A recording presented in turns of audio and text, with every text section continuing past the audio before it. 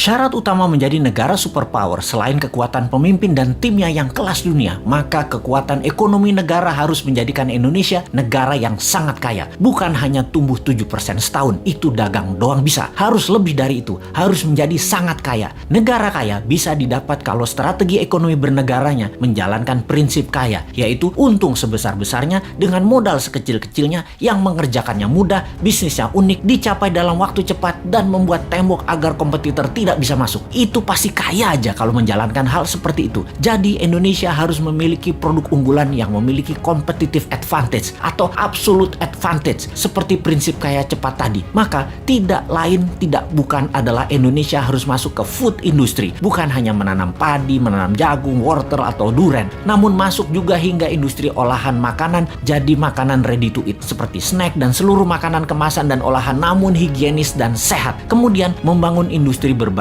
bahan baku alam mineral seperti mineral besi atau ferro sampai ke industri kapal laut, mobil, gedung, jalanan, jembatan sampai yang terkecil paku, jarum dan lain sebagainya. Ada ratusan industri hulu mineral, midstream sampai hilir yang akan tumbuh. Kunci bahan baku dan industri turunan utama seperti smelter dan refinery atau pemurnian metal semua harus di Indonesia. Termasuk Indonesia menguasai bursa tanah jarang atau rare earth dan bursa precious metal. Setelah pondasinya terbentuk, maka dalam detail prakteknya pakai dua strategi ekonomi yang terbukti bisa menumbuhkan ekonomi dengan cepat. Pertama, bottom up, dari bawah ke atas, di mana kita akan membuat UKM scale up dari 20 juta pengusaha kelas kecil saat ini, 50%-nya dalam waktu 10 tahun menjadi pengusaha kelas menengah, dan 50% kelas menengah tadi menjadi kelas besar dengan pinjaman 0% menggunakan printing money yang diutamakan adalah industri serta manufaktur. Yang kedua adalah trickle down, dari atas ke bawah, di mana kita akan membuat 1000 konglomerat baru. Program ini bernama Bossman Boys. Setiap provinsi akan diseleksi mereka yang nasionalis, sudah memiliki pengalaman bisnis minimum 10 tahun, sudah memiliki organisasi dan tim manajemen yang tangguh. Mereka rata-rata akan diberikan standby loan 5 triliun rupiah tanpa bunga yang harus dikembalikan dalam 7 tahun utuh. Seleksinya nasional berdasarkan prestasi, meritokrasi sistem. Yang terpenting karakternya adalah NKRI garis lurus, visioner, agresif, dan terukur. Oligarki mules nih kalau program ini dijalankan. Makanya jangan pilih Mardigu jadi presiden.